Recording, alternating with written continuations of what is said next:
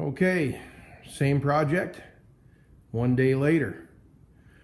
Did some experimenting with the radiator, the height of the radiator in the shroud compared to the cab on the truck. And as you can see,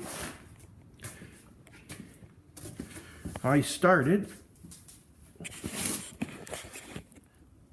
up here with the, and this got to be cleaned up yet, but I started up here with the, that's where the radiator was going to be, right straight across.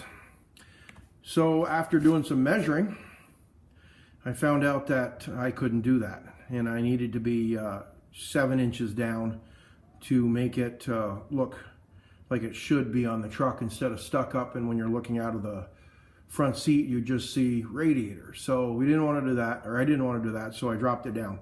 Now, I don't know if I can get that. So I've got the, what I did here is I drilled 2 holes on both sides that where rubber bushing will sit to help the vibration on the radiator. 3/8 bolts. I'll probably use stainless steel. I hate welding up, and it shows. Welding on its side, no problem. It's always been my nemesis. So anyway, so I started making horns for the frame horns for the front of the truck here. So I pinched down the frame and went with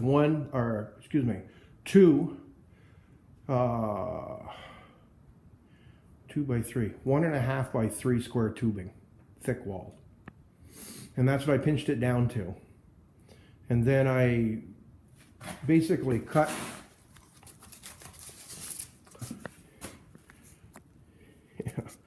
some cardboard out, looked at some frame horns online, you know, then decided I wanted to make my own version of it. So the first version, it didn't fit inside the, it didn't sit inside the 1.5 inch frame by 3.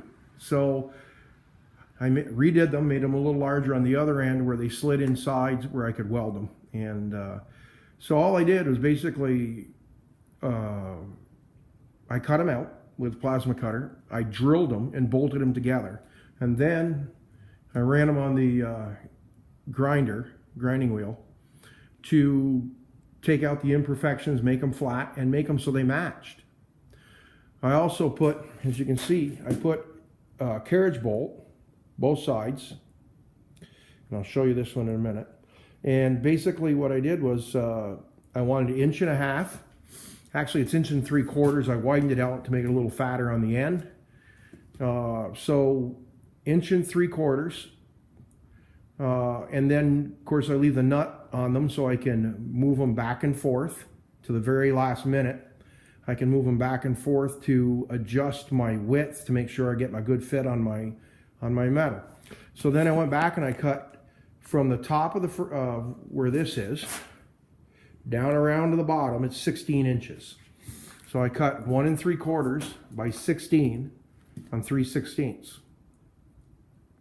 And then I tacked it at the top and I kept working it around. And actually I started with using heat on it, and it really didn't help me. So I went to C-clamps, and then I'd bring a piece down, get it flush, weld it. And that's basically what I've done here. So what I will do is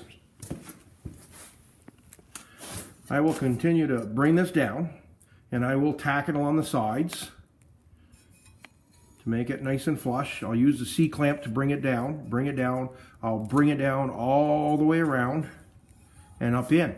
And I will continue to tack all the way down around on both sides.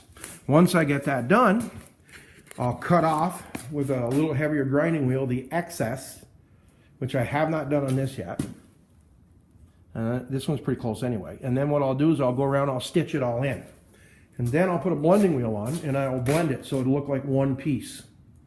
And that's my version of a frame horn for it, from a like a 27 through 32, 34 hot rod. I see them, they sell them online, 130, 40 bucks, and you got to weld them together. And I thought, nah, I'm going to try it on my own. Now, the radiator looks like it's really low to the ground, and it is, because right now the airbags are empty on the front of this. Ride height is about 4 inches higher, so it will come up about 4 inches. Right now, the bottom of the radiator shroud is about 2.5 inches off the ground when it's airs out. So it'll be about 6 inches up off the ground, 6.5 inches. And I'll just be careful where I go in and out of with it, because the whole deal on this truck is I want it low.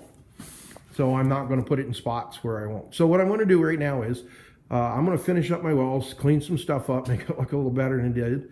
It's hard to weld on rusty old frames. I heated it first before I welded. It does help. I used the wire brush and brought it down, but you know, I mean, this is a 20-year-old frame on a truck, and the metal isn't that great back then, to be honest with you.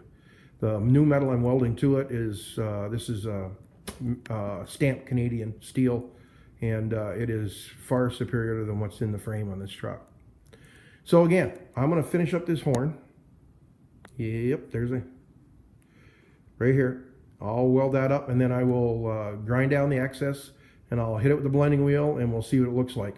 I am going to run a cross tube in it. I haven't decided where, but probably somewhere about where the, oh, let me get you back on the camera, right about there.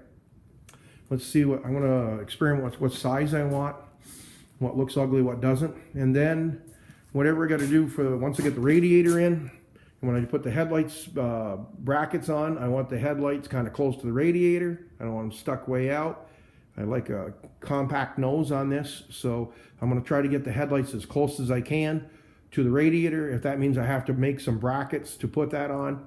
And then I got a great idea for the front shocks. They were bothering me for a long time, because the front shocks on this originally were coil over front suspension. So you had basically a coil around a shock. I removed that and put the airbags in it. But I've got a neat idea that I think will work on this, and I'm going to try it this week. And when I get that done, I'll show you too. So let me finish this up. I'll bring you back real quick and show you what it looks like at the end.